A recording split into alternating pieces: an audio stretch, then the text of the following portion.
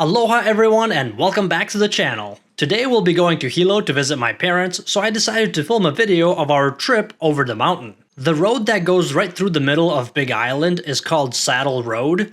They named it that because it runs through the saddle between the dormant volcano Mauna Kea and the active volcano Mauna Loa.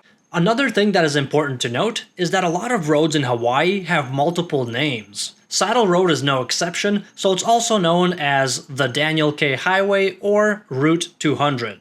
As we drive up the mountain, notice how there is less and less vegetation. Besides this being the normal effects of higher altitudes, vegetation can also be an indicator of when is the last time lava flowed in that area. If there's trees and big shrubs growing, that means that it's been a long time since there was any fresh lava. But if you see black lava rock and barely any vegetation, that means that the lava is relatively fresh. During our ride today, you will see both examples. Construction of this highway began in 2004, and it was finally finished in 2017. One of the main reasons why this road was built is because there is a big military training base up here. And shortly after we pass the military base, there is a rest area on top of the mountain. There's bathrooms right when you drive in, and another set of bathrooms further in. We really enjoy stopping here with our kids so they can take a break and play on the playground. The chilly mountain air combined with a sunny day is perfect. Other than this place, there is no gas stations, stores, or restaurants on Saddle Road. And cell service is very spotty, so do come prepared. Next up, we're coming up on the place where Mauna Loa erupted recently. In 2022, my wife and I were driving home late at night in Kona, and I asked her, "Babe, is it just me, or is the sky glowing orange on the horizon?" But the next day, we saw the news of the eruption, and at night, we went to check it out. It was pretty cool to see lava flowing down Mauna Loa as you're driving on Saddle Road. But the downside of this eruption is that the Mauna Loa Observatory Road was blocked off by fresh lava, so you can't drive up there anymore. However, the Mauna Kea access road is to our left, and this one is still open.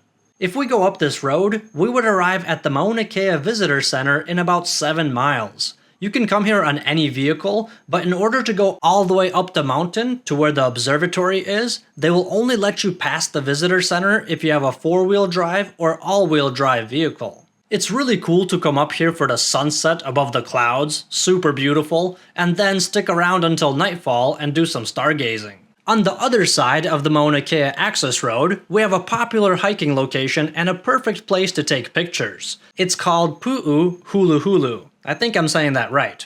It's a pretty easy hike up a grassy hill that can easily be handled by most people. And if we continue down the road, to our right, this is the Mauna Loa Observatory Road that's closed. As we start going down the mountain, there's a few more hiking locations off Saddle Road that I'll just briefly point out. In fact, we are passing one spot right now. It's to the right, and as far as I know, there's some cool caves if you keep walking that way. By the way, did you happen to notice all the skid marks on the road? There are many wild goats, sheep, and pigs up here, which cause quite a bit of accidents. Next up, we have a nature trail on the left. This one is a longer hike, but there are some bathrooms here, which is nice. Going down further, we have the Kaumana Trail. There's 2 spots where you can start hiking, and both of them can be located by the info stands that are off the side of the road. I think that's about it for the hiking destinations, at least for the most popular spots. Now we're finally starting to see Hilo and the ocean in the distance.